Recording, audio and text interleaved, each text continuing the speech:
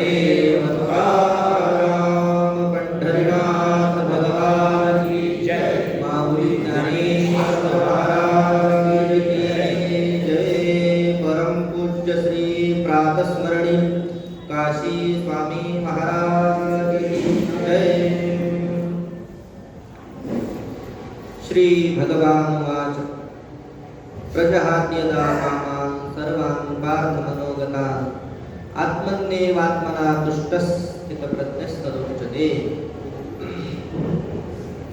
श्री गौर्या सकलार्थदं निजपदाम्भोजेन मुक्तिप्रदं प्रौढं विघ्नवनं हरन्तमनघं श्रीढुण्डिनुण्डासिना वन्दे चर्मकपालिकोपकरणैर्वैराग्यसौख्यात् नास्ति प्रदिशन्तमन्तविधुरं श्रीकाशिकेशं शिवम्। नमस्ते सते जगत्कारणाय नमस्ते चितेते लोकाश्रयाय नमो अद्वैततत्त्वाय मुक्तिप्रदाय नमो ब्रह्मणे व्यापिने शाश्वताय नमामि सद्गुरुं शान्तं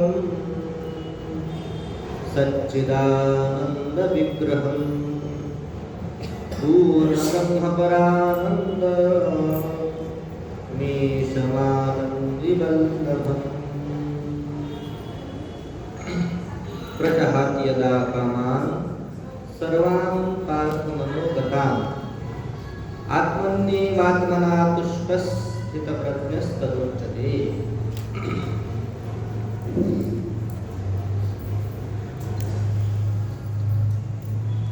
पवित्र आणि पावन असणारे हे कराड क्षेत्र, या ठिकाणी आपण सर्वजण आपले श्री गुरु श्री ईश्वरानंद सरस्वती महाराज यांना संन्यास दीक्षा घेऊन 100 वर्ष पूर्ण झाले। त्या निमित्तानं चालू असणारा हा श्री गुरूंचा उत्सव आहे। या उत्सवाकरता अनेक मोठी मोठी मंडळी या ठिकाणी आलेली आहे। त्यामध्ये परमपूज्य प्रातस्मरणीय गुरुवर्य श्री पाटील काका महाराज या ठिकाणी आपणा सर्वांना आशीर्वाद देण्याकरता इथे उपस्थित आहेत। आपलं फार मोठं भाग्य आहे, त्यांचं सानिध्य आपल्याला प्राप्त झाले। तसेच परमपूज्य प्रातस्मरणीय पांडुरंग महाराज यांचा सुद्धा आपल्याला सहवास लाभत आहे. त्यांच्या अमृतमयी वाणीतून आपण रोज ज्ञानेश्वरीचं पारायण ऐकत आहोत. काल अशोचानंद शोकस्वम प्रज्ञावादांश्च भासते गतासून गतासूंश्च नानुशोचन्ति पंडिताः या श्लोकावर त्यांच्या मुखातून आपण चिंतन सुद्धा ऐकलं आणि सतत आपल्याला इथून पुढेही ते मार्गदर्शन करत राहणार आहेत. अगदी त्यांच्या सहवासात आपला काळ आनंदाने जाणार आहे. इथे उपस्थित सर्व स्वामींचे भक्तगण, त्यामध्ये माझ्यावर प्रेम करणारे आणि आताच त्यांनी तोंड भरून माझी स्तुती केली. त्या स्तुती करता मी योग्य नाही. जितकं सांगितलं त्यांनी त्याच्यापैकी एक अंशही माझ्या ठिकाणी नाही. परंतु मोठी माणसे मोठी असतात, त्यांच्यासारखंच मोठेपणा आपली जी योग्यता आहे त्या योग्यतेला लहान व्यक्ती सुद्धा नेऊन पोहोचवण्याचं काम ते करत असतात. माझ्यावर स्नेह करणारे अतिशय प्रेमी श्रीकांतजी महाराज यांच्या आज्ञेने तुमच्या सर्वांच्या दर्शनाचा मला योग आलेला आहे. काकांचं चरण सानिध्य मला लाभलेलं आहे. त्यांचा मी फार चिरऋणी आहे. एवढं सुंदर क्षेत्र इथे साक्षात कृष्णामाई, नुसती कृष्णामाई नाही तर संगमासहित कृष्णामाई. आणि सामान्य क्षेत्र नाही, जेथे भक्तिमती विशेष पांडुरंगाची कृपा संपादन केलेली संत सखुबाईंचं गाव असणार हे कराड. आणि या क्षेत्रामध्ये आपल्या सर्वांना श्री गुरूंचं स्मरण होत आहे. हे आपल्या जीवनातलं महत्व भाग्य आहे. भगवान ज्ञानोबा आपल्या श्री गुरूंचं वर्णन करतात. यदक्षरमणाखे मानंदमजमव्ययम् श्रीमन्निवृत्तिनाथे ख्यातं दैवतमाश्रये. श्री गुरु जे असतात ते एक लौकिक स्वरूपाने असतात आणि एक अलौकिक स्वरूपाने असतात. म्हणजेच शास्त्रीय भाषेत सांगायचं म्हणजे श्री गुरूंचं एक तटस्थ लक्षण आहे, म्हणजे तटस्थ स्वरूप, आणि दुसरं जे आहे ते स्वरूप, वास्तविक स्वरूप. तटस्थ लक्षण आणि स्वरूप लक्षण. तटस्थ लक्षण जे असतं ते देहादी उपाधी न आपल्या जवळ असणं, देहादी उपाधी युक्त आपण त्यांना पाहतो, ते झालं तटस्थ लक्षण, तटस्थ स्वरूप. परंतु वास्तविक स्वरूप आहे ते ज्ञानोबांनी वर्णन केलं श्री गुरूंचं. यद अक्षरम, जे कसं आहे अक्षर आहे,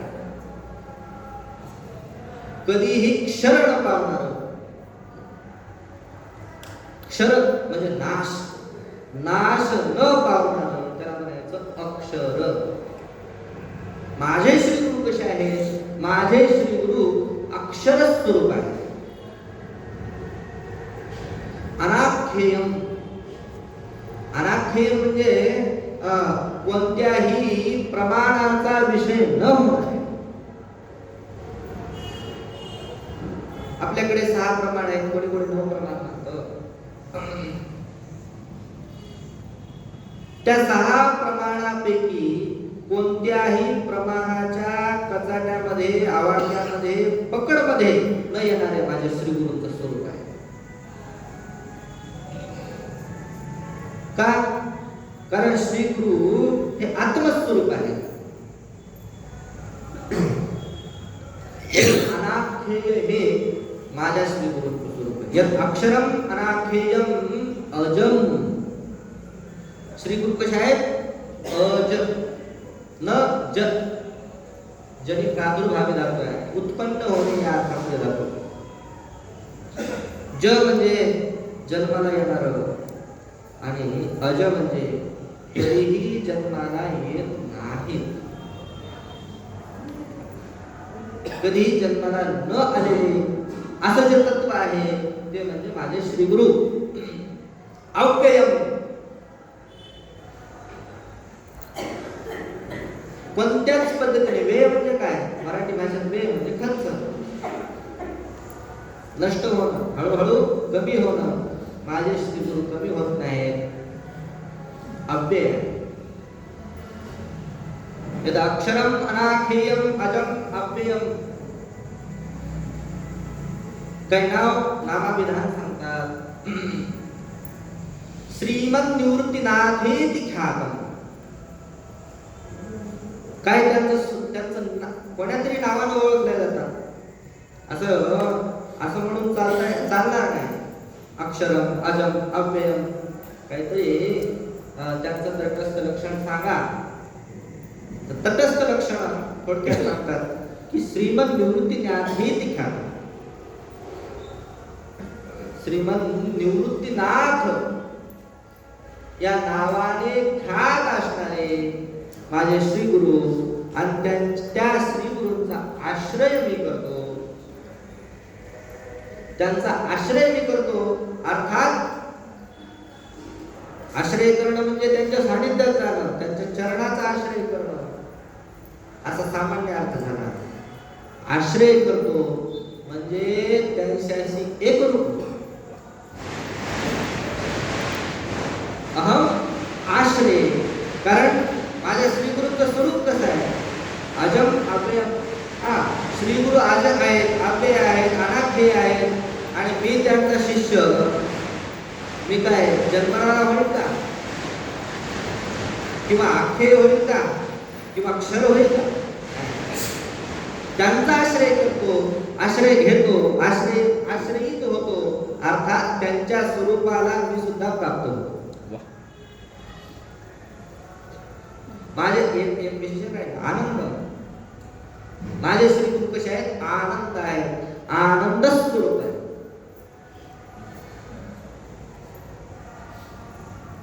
माझ्यासारखा जो असेल तो झाला अधिकारी. फल काय? फल आनंद. आणि विषय काय? आश्रय. आश्रय म्हणजे काय? एक रूप होणं.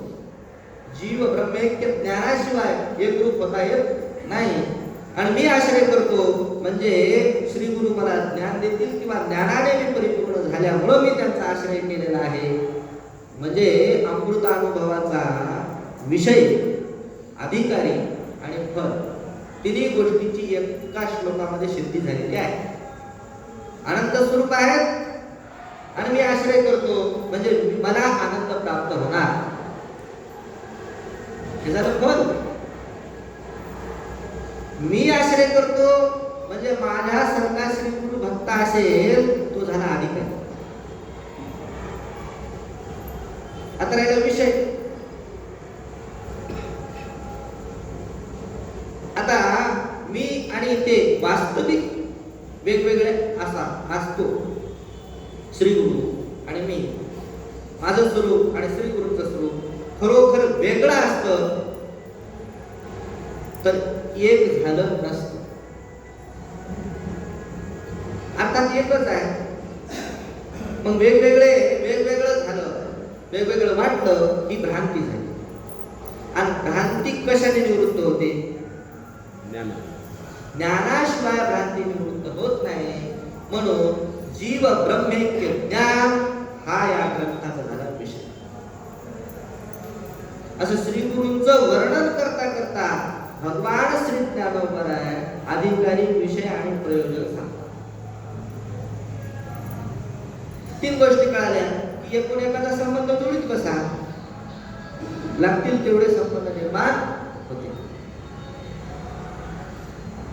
तसेच आपले श्री काशी स्वामी महाराज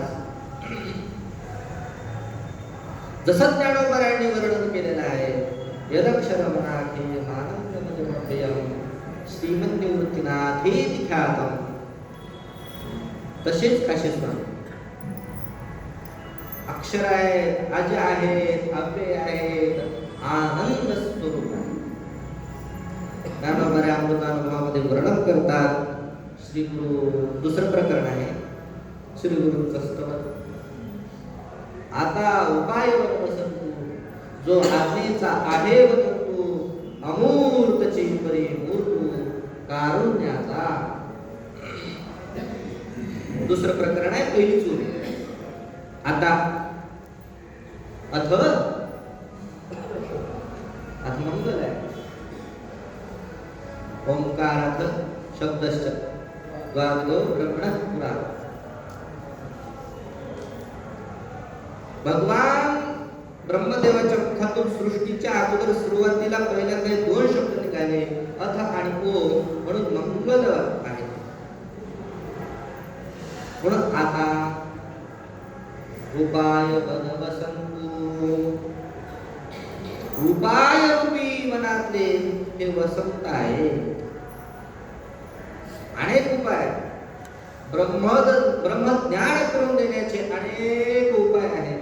पण त्या उपायाला सार्थकता तेव्हाच येईल जेव्हा श्री गुरु ह्या उपाय रूपी वनामध्ये येतील. श्री गुरूंना वसंत म्हणतात. नुसतं वन काही कामाचं. वनाला शोभा कधी आहे? वसंत आल्यानंतर. उन्हाळा आहे, वसंत ऋतू गेल्यानंतर पहा उन्हाळा एकदम रखरखीत, वनाकडे पाहावं वाटत नाही.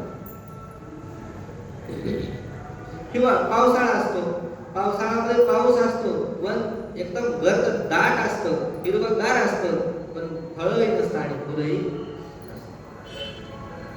वनाला शोभा तेव्हाच जेव्हा वसंत येईल. तसे ज्ञानाचे अनेक उपाय आहेत शास्त्रामध्ये, परंतु ते उपाय फलीभूत फलद्रूप तेव्हाच होतील जेव्हा श्री गुरूंची आपल्याला गाठ पडेल. वेद आहे, शास्त्र आहेत, अनेक प्रकारचे ग्रंथ आहेत, परंतु नुसतं ग्रंथ वाचून चालत नाही. नुसती ज्ञानेश्वरी वाचून चालत नाही, नुसतं विचारसागर वाचून चालत नाही, मुक्ती प्रभाकर वाचून चालत नाही. त्याच्याकरता एक जिवंत माणूस लागतो ते ज्ञान करून देण्याकरिता. आणि त्या जिवंत व्यक्तीचं नाव म्हणजेच काय? श्री गुरु.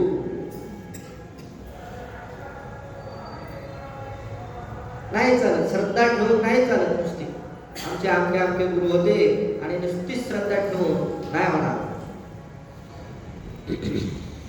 त्याच्याकरिता एक जिवंत व्यक्ती पाहिजे ब्रह्मज्ञान करून देण्याकरिता.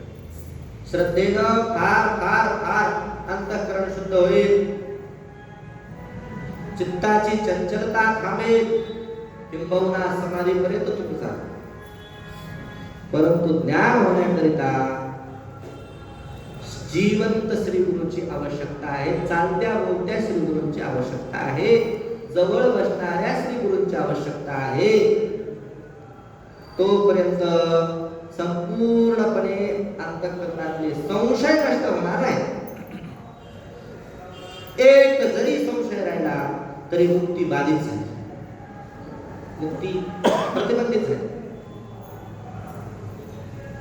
म्हणून जिवंत श्री गुरूंचा आश्रय घेणं अत्यावश्यक आहे.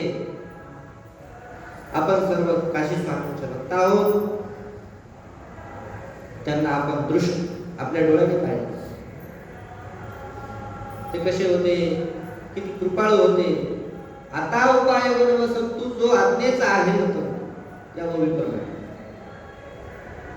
आज्ञा म्हणजे ब्रह्मविद्या, आणि ब्रह्मविद्या विद्या आहे ना. विद्या म्हणजे ज्ञान. ज्ञान नाही म्हटलं. ज्ञान हा कसा शब्द आहे? गुण सकले शब्द. ज्ञान शब्दही वापरता आला असता, पण विद्या शब्द वापरला. विद्या स्त्रीलिंगी आहे. स्त्रीची शोभा कधी आहे? ती सौभाग्यवती असेल तर तिची शोभा आहे. आणि सौभाग्यवती असणं याची काय गुण आहे? ते गळ्यातलं मंगळसूत्र आहे वतन. आहे वतन. आज्ञा म्हणजे ब्रह्मविद्या. ब्रह्मविद्येच्या गळ्यामध्ये जे आहे वतन म्हणजे मंगळसूत्र कोण आहे? माझे श्री गुरु. त्या ब्रह्मविद्येला सौभाग्य, ब्रह्मविद्येचं सौभाग्य, ब्रह्मविद्येला महत्व, ब्रह्मविद्येला ब्रह्मविद्येपणा कशामुळे आहे? तर ते माझ्या श्री गुरु. जो आज्ञेचा आहे वतंतु अमूर्तची परिमूर्तू कारुण्याचा. तसे पहिल्या श्लोकामध्ये वर्णन केलेलंच आहे भगवान ज्ञानोबांनी. अमूर्त आहे, यदक्षर म्हणा हे आनंद, हे सर्व अमूर्ताचं वर्णन आहे. सिद्ध केलं माझे श्रीगुरु अमूर्त आहे. अमूर्त, अमूर्त म्हणजे प्रमाणांचा अविषय. मूर्तत्व परिचिन्नत्व, परिचिन्न नाही, व्यापक आहे. पण अमूर्त असणार जे ब्रह्मतत्व, ते ब्रह्मतत्व, ते ब्रह्मतत्व जणू काय मूर्त झालं. ब्रह्मतत्व मूर्त होतं. उपाधी लागल्यानंतर ब्रह्मतत्व सुद्धा मूर्त होतं. वास्तविक म्हणजे मूर्त झाल्यानंतर त्याचा अमूर्तपणा खंडित होतो असं नाही बरं. ते तत्व मूर्त झालं तरी त्याचा अमूर्तपणा बाधित होत नाही. पण मूर्त होतं. कसं मूर्त होतं? त्या ब्रह्मतत्वाला जर अविद्या उपाधी लागली तर त्याचं काय होतं? जीव रूपात्मक तत्व होतं. ब्रह्मतत्वाला अविद्या उपाधी लागली त्याचा जीव होतो. त्या ब्रह्मतत्वाला शुद्ध माया उपाधी लागली तर त्या ब्रह्मतत्वालाच काय नाव येतं? ईश्वर हे नाव. आणि त्या ब्रह्मतत्वाला जर करुणा उपाधी लागली तर श्री गुरु हे नाव, संत हे नाव. माझे श्री गुरु अमूर्त आहे पण मूर्त झाले कशानं? अमूर्तची परिमूर्तू कारुण्याचा. मोडो मी माया कुंजरू मुक्त मोतियाचा ओ गुरु जेव विता श्री गुरु श्री निवृत्तीवंत. मग मूर्त होऊन त्यांनी काय केलं? पहिलं काम केलं, माया कुंजरू मोडोनिया मुक्त मोतियाचा ओ गुरु. जेव विता झाला कोण? श्री गुरु. पहिलं काम केलं. जी अविद्या आहे, माया आहे, माया रूपी वन किंवा हत्ती, कुंजर हत्ती, हे भेडसावणारा हत्ती माया रूपी. किती या हत्तीचं वर्णन करत असताना ज्ञानोबांनी ज्ञानेश्वरीत वर्णन केलंय. हत्ती कसा आहे? स्वप्नातला हत्ती आहे.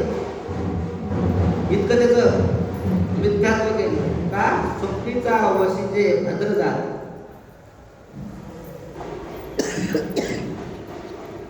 या खोट्या असणाऱ्या हत्तीला अगोदर त्यानं श्री गुरूंनी मोडून काढलं, मारून टाकलं. आणि मग काय केलं? जीव घातलं. काय कसं जीव घातलं? कैवल्याचं जेवण दिलं, मुक्तीचं जेवण दिलं. जैव पिता श्री गुरु श्री निवृत्तीवंत. मग माझे श्री गुरु कसे आहेत? उदार आहे. किती उदार आहे तो? सोनं वाटतं. सोनं दान करतात माझे श्री गुरु. सोनं दान करणे इतकं सोपं सोपं दान करतात लोक. पाणी दान करतील, त्याच्यानंतर अन्नदान करतील, वस्त्रदान करतील. सोनं दान सहसा सोनं दान कोणी करीत नाही. हा, कोणी विधी सांगितले की नाही सोनं दान केल्याशिवाय तुमच्या मागची ही पिढा जाणारच नाही. मग नाविलाजाने सोन्याच्या दानामध्ये जरी प्रवृत्त झाला तरी तो काय पाहणार? कोणाला द्यायचं? उगाच सोनं द्यायचं आणि चलत चलत असणारा कोणी एखादा दारुडा वगैरे किंवा कोणतंही गलिच्छ कृत्य करणारा त्याला गेला सोनं दिलं असं होईल का? असं शक्य नाही. सोनं दान द्यायचंय अगोदर पात्र पाहणार, पात्र असलं पाहिजे. त्याच्यानंतर काल पाहणार. महाराज सोनं दान करायचं, मग कोण्या वेळेत दान केलं पाहिजे, संक्रांतीला दान केलं पाहिजे की ग्रहणामध्ये दान केलं पाहिजे की दिवाळीला दान केलं पाहिजे की कशाला दान केलं पाहिजे, अगोदर विचारणार. काळाच पात्र पाहणार, काल पाहणार, पुन्हा मोठं दान करायचं, देश पण पाहणार. देशे कालेचे पात्रेच तद्दान सात्विकम्. देश काल सगळं सर्व काय पाहणार. कारण काय द्यायचंय, सोनं द्यायचंय, सोपी गोष्ट नाही. सोनं दान करण्याकरता इतका विचार करा. पण माझे श्री गुरु सोनं दान करतात, पण ते सामान्य सोनं दान करत नाहीत. कैवल्य कणकाची आदाना जो नकडसी थोर साना.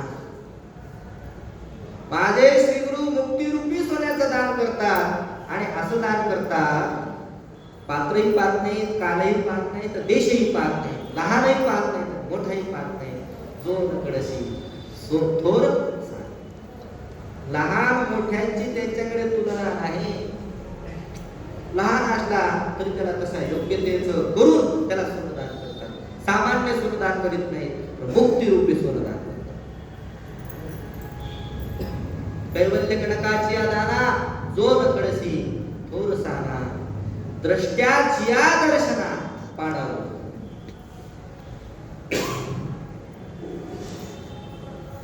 फार काय सांगावं. द्रष्टा, द्रष्टा म्हणजे कळतो ना, द्रष्टा म्हणजे पाहणारा. द्रष्टा म्हणजे पाहणारा. पाहणारा सर्व काही पाहतो. जसं की डोळा, डोळा पाहतो की नाही, सर्व जगाला डोळा पाहतो का.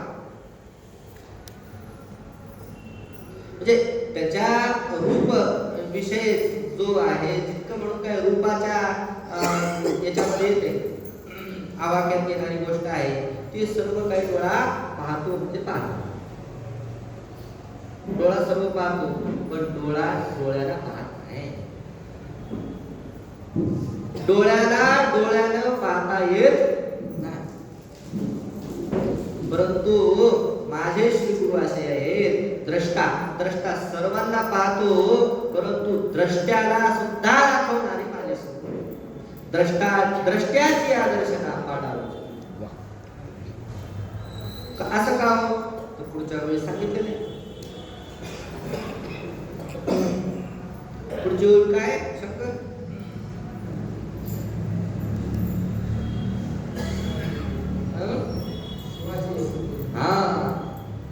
सामर्थ्याचे निमिके शिवाचे ही गुरुत्व जिंके. आत्मा आत्मसुख देखे आरिसाचे. कारण ते सामर्थ्यवान, जे शक्य नाही ते शक्य करणारे माझे श्री गुरु आहेत. ईश्वर आहे. शिव म्हणजे काय, ईश्वर. ईश्वर जरी असला तरी ईश्वराकडे ईश्वर भावाने जोपर्यंत तुम्ही जाणार तोपर्यंत ब्रह्मज्ञान होणार. अर्जुन सुद्धा भगवंताला शरण गेला, परंतु कसं, तू श्री गुरु आहेस ना, शिष्य तेहम शाधी माम त्वाम प्रपन्न. मी तुझा शिष्य आहे, मी तुला शरण आहे. या भावानं गेल्यानंतर भगवान श्रीकृष्णाने आत्मज्ञान अर्जुनाला सांगितलं. भगवान श्रीकृष्ण ईश्वर आहे, साक्षात ईश्वर आहे, परंतु ईश्वराकडे ईश्वर भावाने ज्ञान होणार नाही. ईश्वराकडे जायचं असेल, ज्ञान करून घ्यायचं असेल, तरी ईश्वराकडे सुद्धा गुरु या भावाने गेलं तर ज्ञान प्राप्त. शिव ईश्वर आहे, पण शिवाला शिव म्हणून पूजा केल्यानंतर ज्ञान होणार नाही. शिवाला गुरु रूपाने ज्ञान करायचे गुरुच आहे शिव. शिवाचेही गुरुत्व जिंके, सामर्थ्याचे निमके शिवाचेही गुरुत्व जिंके. द्रष्ट्याला दाखवण्याचं सामर्थ्य काय त्यांच्या ठिकाणी, कारण आत्मा आत्मसुख देते आरिसाची. कारण माझे श्री गुरु आरसा. डोळ्याला डोळा पाहू शकत नाही, पण डोळ्यासमोर जर आरसा दिला तर डोळा डोळ्याला पाहू शकतो. तसं श्री गुरु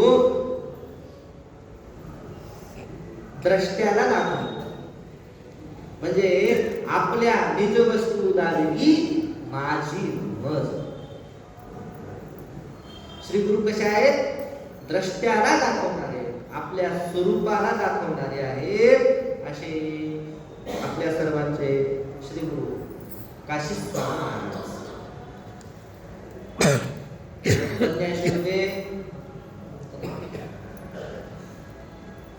आणि 100 वर्ष संन्यास घेऊन पूर्ण झाले. म्हणजे त्या दिवशी त्यांनी देहाचा संपर्क, देहाचं तादात्म्य, मी देह आहे हा भाव सोडून दिला. त्या देहाचं पिंडदान केलं. याच दिवशी त्यांनी देह तादात्म्य सोडलं, समजायला काय हरकत नाही. संन्यास घेतला म्हणजे काय झालं. ऐशणात्रयाचा त्याग केला. भगवान भाष्यकार नेहमी सांगतात संन्यास म्हणजे काय? ऐशणात्रयाचा त्याग. वित्तेषणा, दारेषणा, लोकेषणा, या तिन्हीचा त्याग अर्थात संन्यास. चौथी ऐशणा सांगतात पाटील काका, पण ती काय सांगण्या येतं काय? चौथी ऐशणा, 3 ऐशणा शास्त्रात आल्या, चौथी ऐशणा पुत्रेषणा. आणि पुन्हा एक 5व्या ऐशणाचा शोध लावला, पण ते काय आम्ही इथं सांगत नाही. ते आमच्या डावरे पाटलाने शोध लावला 5व्या ऐशणेचा.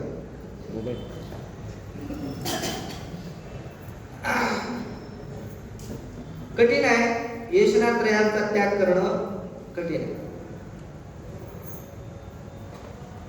वित्तेषणा आहे, वित्तेषणाचा काही दिवसानंतर त्याग होणं शक्य आहे. काही काळ साधना केल्यानंतर साधनेची एक भूमिका आहे. हे जे 6 चक्र आहेत ना आपले, 6 चक्रातून एका चक्रातून पार करून पुढच्या चक्रामध्ये गेल्यानंतर त्या चक्राचे जे काही भोग आहे ते भोग प्राप्त झाले की त्याबद्दल अनासक्ती निर्माण होते. जसं की मूलाधार, सुरुवातीला साधक साधना करतो आणि साधना केल्यानंतर त्याचं मूलाधार चक्र जागृत होतं आणि मूलाधार चक्र जागृत झाल्यानंतर खाण्याची, राहण्याची त्याची चिंता मिटून जाते. त्याच्याजवळ काही जरी नसलं तरी खाण्याची, राहण्याची चिंता त्याला वाटत नाही. नसते पण, आणि त्याला तसं आपोआप प्राप्त होतं. त्या साधकाची ती अवस्था प्राप्त होते. म्हणजे प्राप्त असतं, प्राप्त असल्यानंतर जे प्राप्त असतं त्याची पुन्हा इच्छा सहज निवृत्त होते. इच्छा होत नाही. म्हणजे वित्तेषणा जी आहे ती वित्तेषणा साधकाची सुटू शकते. साधू संतांच्या सहवासात राहिल्यानंतर आणि जे विषय आहेत त्या विषयाबद्दल ध्येय बुद्धी निर्माण झाल्यानंतर दारेषणा सुद्धा निवृत्त होऊ शकते किंबहुना होते साधकाची. परंतु सगळ्यात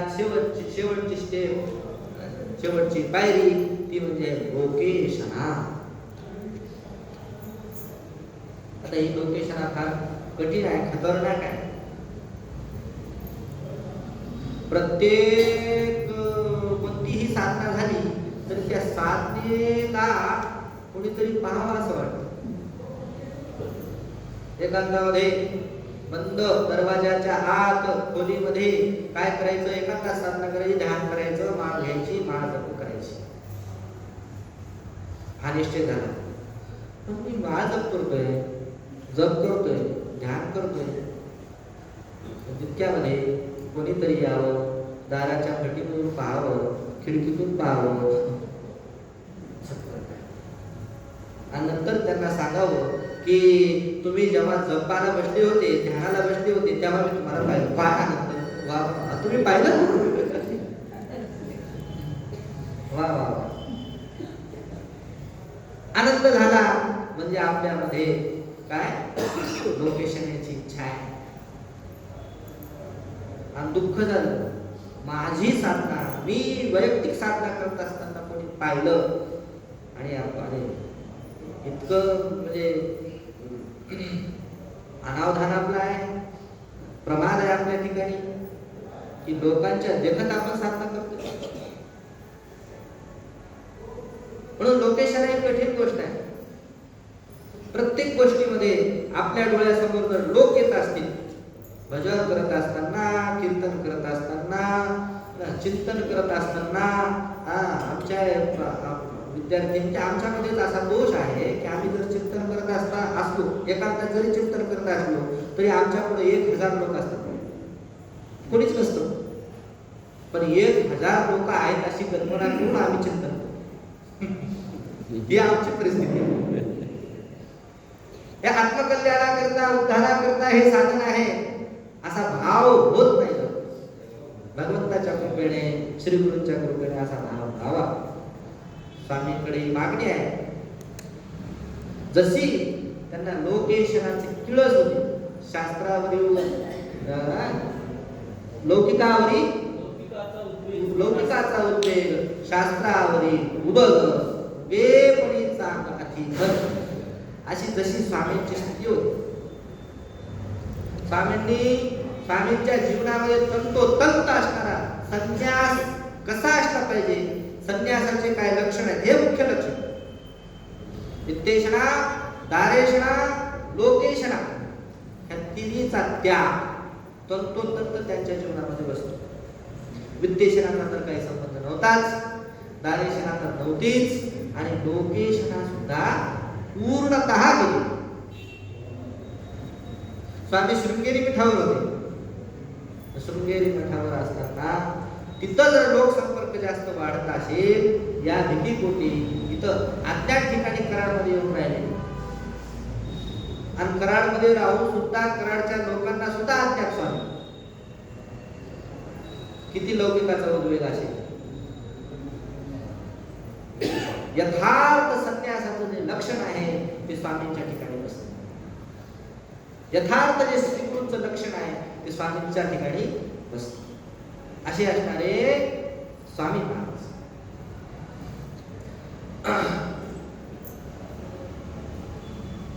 काकांनी, जोशी काकांनी सांगितलं, तुम्ही कोणता विषय घेणार?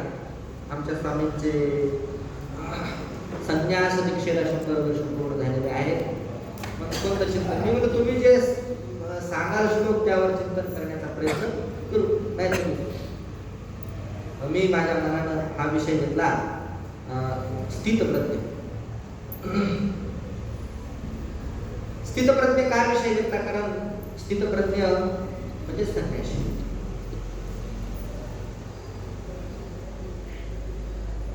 भगवान मोहामध्ये निमग्न असणारा जो अर्जुन आहे, त्या अर्जुनाला बाहेर काढतात आणि सामान्य गोष्टी सांगून अर्जुन हा बाहेर निघणार. सुरुवातीला सामान्य गोष्टी सांगितल्या, पण नंतर लक्षात आलं की याला काय केलं पाहिजे? आत्मज्ञान केलं पाहिजे. आत्मज्ञानाशिवाय हा या मोहातून बाहेर येऊ शकत नाही. तेव्हा भगवंताने अर्जुनाला आत्मज्ञानाचा उपदेश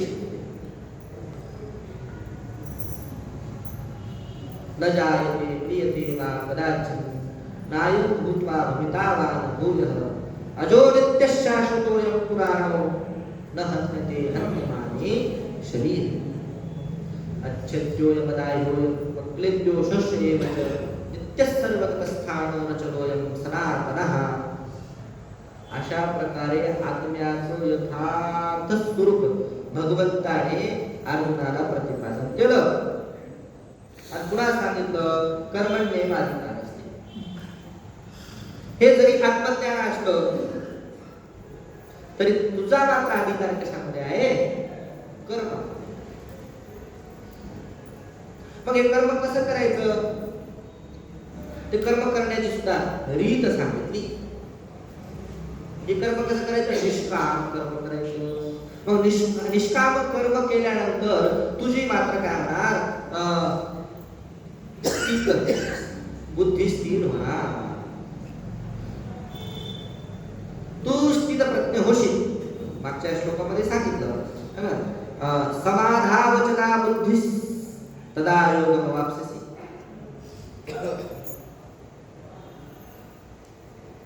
समाधो अचला, तुझी जी अचला बुद्धी कशामध्ये होईल, समाधो. समाधो म्हणजे आत्मा अर्थ केला भगवान शंकराचार्याने. आत्म्यामध्ये तुझी बुद्धी स्थित होईल.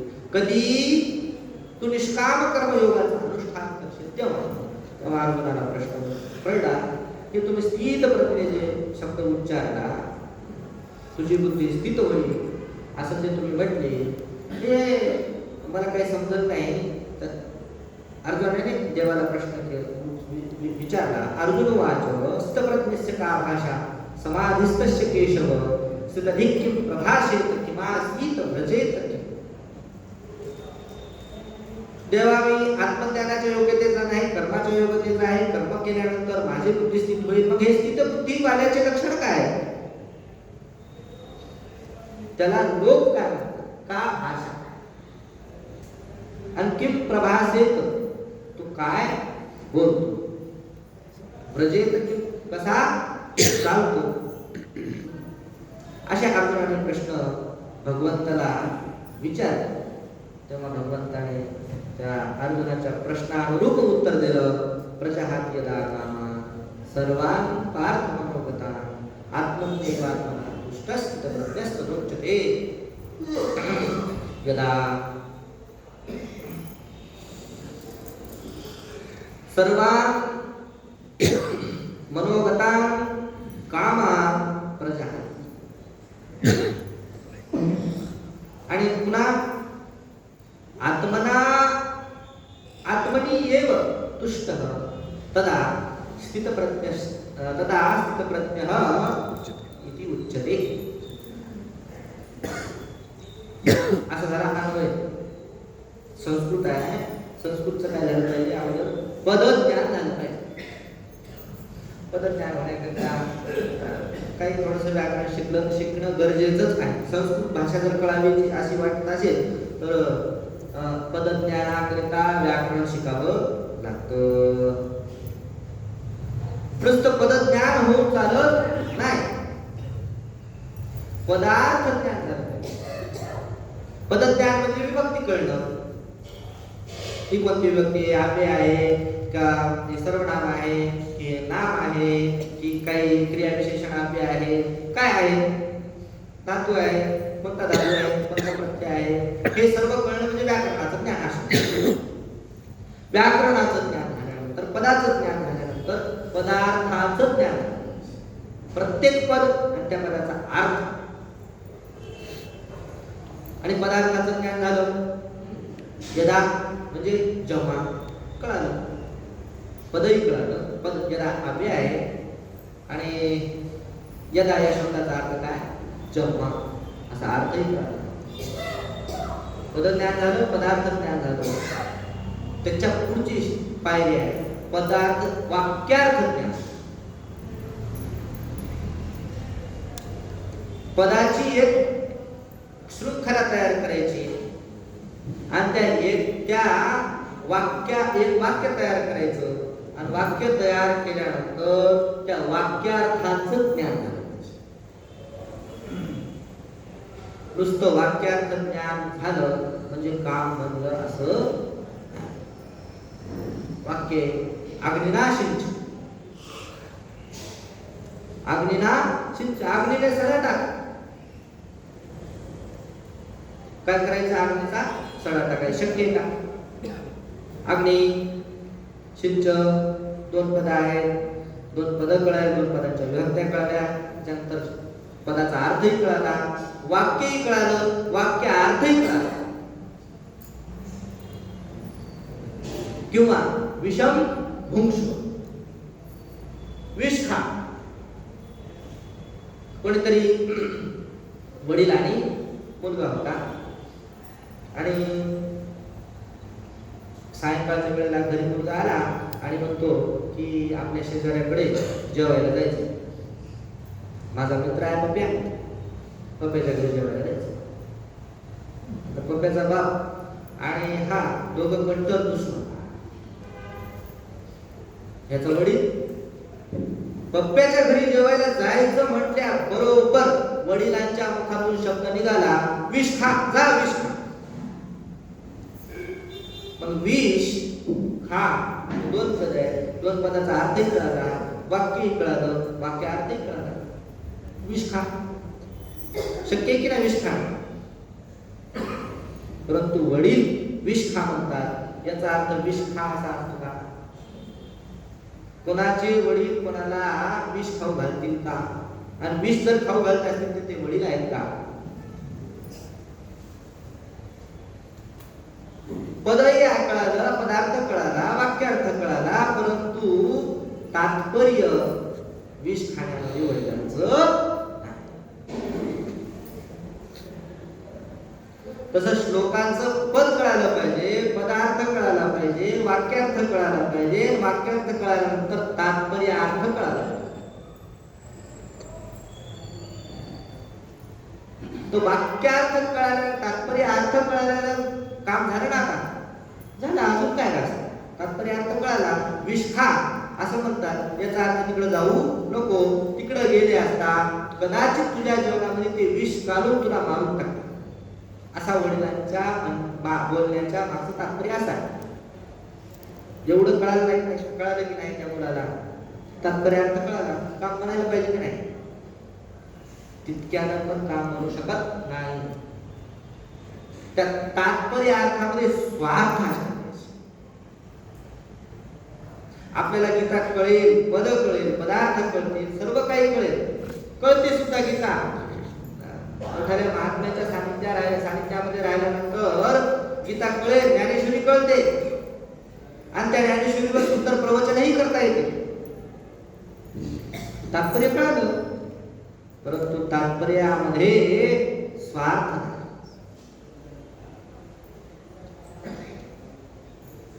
काय सांगितलं?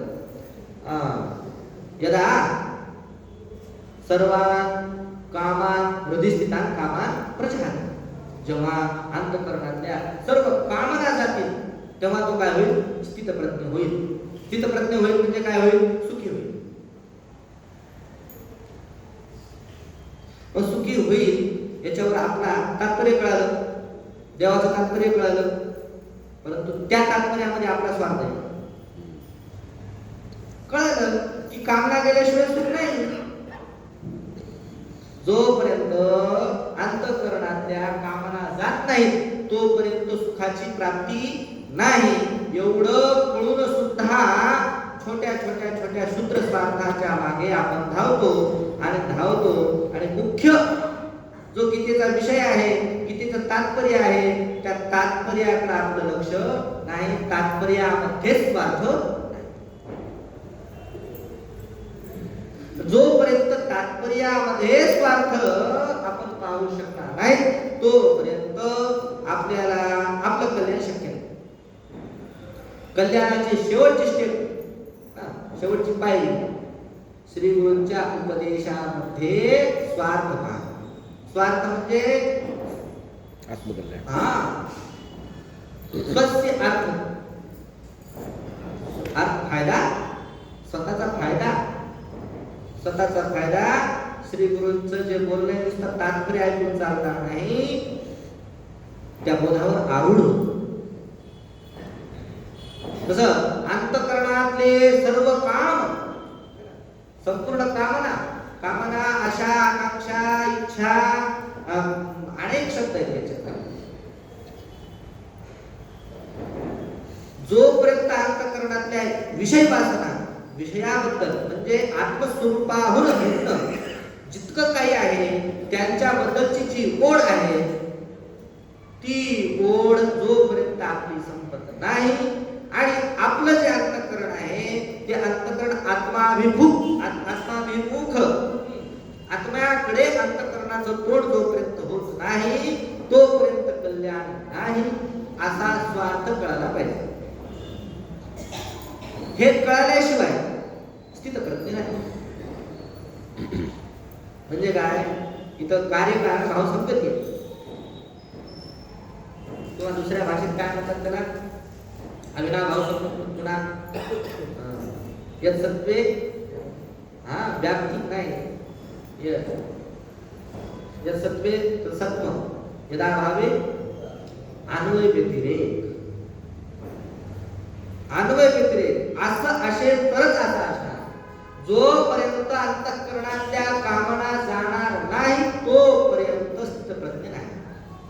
आणि स्थितप्रज्ञ तेव्हाच जेव्हा अंतःकरणातल्या कामना जातात. यदा सर्वान मनोगतान कामान प्रजहाति. अंतःकरणातल्या कामना जेव्हा त्या अंतःकरणाचा त्याग होईल, कामनेचा त्याग होईल, आणि मग काय होईल, त्या त्या अंतःकरणाचं मुख, त्या अंतःकरणाचं तोंड कोणाकडे होईल, आत्म्याकडे. आत्मना आत्मनी एव तुष्ट. आत्मा हे आत्म्यामध्ये तुष्ट. अंतःकरण हे ब्रह्मज्ञानाने परिपूर्ण होईल. तरच काय होईल, त्याला काय म्हणता येईल, स्थितप्रज्ञ उच्चते. त्याला स्थितप्रज्ञ असं म्हटल्या जाईल. ह्या कामनेमुळंच हा सर्व प्रपंच ह्या सर्व जगताचा विनाश कशामुळे आहे, कामने. जर कामना बंद झाल्या का नाही, सगळे लोक धर्माचरण करतात. भगवान शंकराचार्यांनी गीतेच्या सुरुवातीला संबंध भाषा आहे, त्या संबंध भाषामध्ये सांगितलेलं आहे, अधर्म वाढला म्हणून भगवंताचा काय झाला, अवतार. अधर्म का वाढला, याचं मुख्य कारण प्राणिया कामी भर देहाची वरी आदर, म्हणून पडिला विसर आत्मगुणाचा. कामना अंतःकरणामध्ये वाढल्या आणि त्याच्यामुळं अधर्म वाढला. अंतःकरणात अनेक हे इदमेशात हे प्राप्त व्हावं, हे प्राप्त व्हावं, हे प्राप्त व्हावं. मग ते कशा पद्धतीने प्राप्त व्हावं, जो मार्ग अवलंबन करता येईल त्या मार्गाने, कोणत्याही मार्गाने ते प्राप्त करायचं म्हणजे करायचं. एकदा माणूस त्या याला उभं राहिला का नाही, काय म्हणतात, इलेक्शन, विलक्षण म्हटलं तरी चालेल. इलेक्शन हे काय असतं, फार विलक्षण असतं. एकदा सुरुवातीला देशाची सेवा करेल, समाजाची सेवा करेल, अशा भावानं तो निवडणुकीला उभा राहतो. आणि पुन्हा निवडून येण्याकरता त्याच्या इतकं कोणी आदर करीत नाही. मग त्याला खर्च काय घेणं नसतं, आपल्या समाजाचं काय घेणं नसतं, धर्माचं काय घेणं नसतं. त्याला फक्त काय पाहिजे असते, त्याची ती शीट खुर्ची पाहिजे असते. त्याच्याकरिता तो टोकाचा आदर होतो. आणि उभा कशा करता राहिला होता, धर्माचं पालन करण्यात. म्हणजे इतका माणूस कामनेने जखडल्या जातो. मग अधर्माचं मुख्य कारण काय, कामना. आणि कामना कशामुळे आहे, कामना याच्यामुळे आहे की देहाला मी मांडलं. देहाला मी मांडलं म्हणजेच काय, व्यापक असणारा जो आहे त्याला परिचित मानलं आणि त्याला नित्य समजलं. देह अनित्य आहे, खरोखर देह नित्य आहे का, आणि कोणाला देह अनित्य वाटतो. लहान होता, लहानाचा मोठा झाला, मोठ्याचा म्हातारा झाल्यानंतर त्याची पुन्हा महापरा झाली.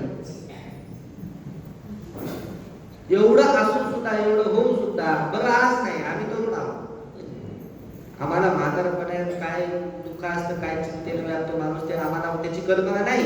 परंतु आम्ही पाहतोय ना, आम्ही लहान होतो तेव्हा काही लोक तरुण होते, आता आम्ही मोठे झालो तर बरेच लोक ते तरुण होणारे झालेले होते ते आता म्हातारे झाले. म्हणजे माणूस हा म्हातारा होतो, म्हणजे देह हा म्हातारा होतो. अर्थात देह नित्य नाही, आणि देह नित्य नसताना सुद्धा देहाला नित्य मानून त्या देहाच्या संबंधी ज्या काही विषय वासना आहे त्या विषय वासनाच्या प्राप्तीकरिता रात्र दिवस असणारी धावपळ, याच नाव आहे कामना. आणि त्याच्या मागे धावणं, असं असणाऱ्या अनित्याच्या मागे धावता धावता धावता धावता अनित्य असणारं शरीर सुटणार आणि खाली काय मिळणार? काहीच नाही. नित्य असणारा जीव, नित्य असणारा आत्मतत्व, त्या आत्मतत्वाचा कशामुळे विसर पडला? कामी भर आणि देहाची वरी आदर, इच्छेवर भर दिला आणि देहाचा आदर केला. देहाचा आदर करणं म्हणजे देहाला नित्य समजणं, आणि देहाला नित्य समजल्यामुळे कामनेच्या तो संगे गेला आणि पुन्हा पुन्हा त्या कामनेच्या संगे जाऊन पुन्हा पुन्हा जन्म आणि मरण या शृंखलेला तो प्राप्त होतो. पुन्हा त्याची मुक्ती नाही.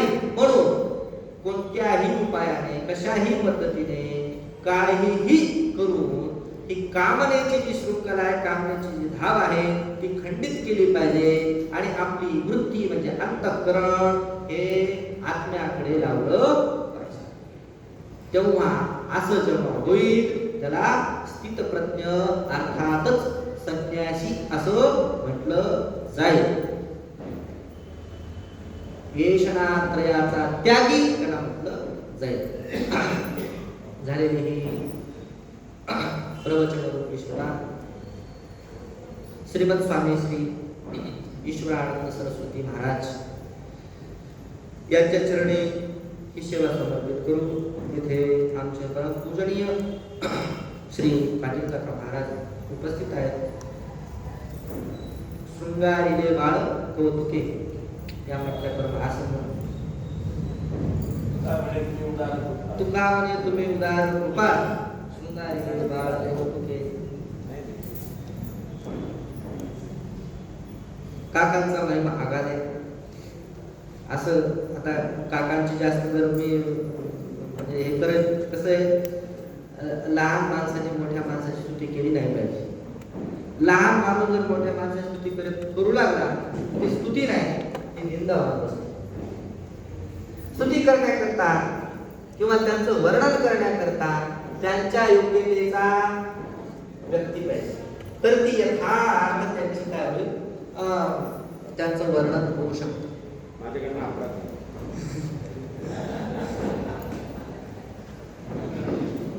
उगाच काकाच्या चरणी आपण काय नतमस्तक होऊ आणि झालेली प्रवचन रूपी सेवा या सेवेला इथेच पूर्णविराम देऊ. कुंडली श्री ज्ञानदेव पंढरीनाथ भगवान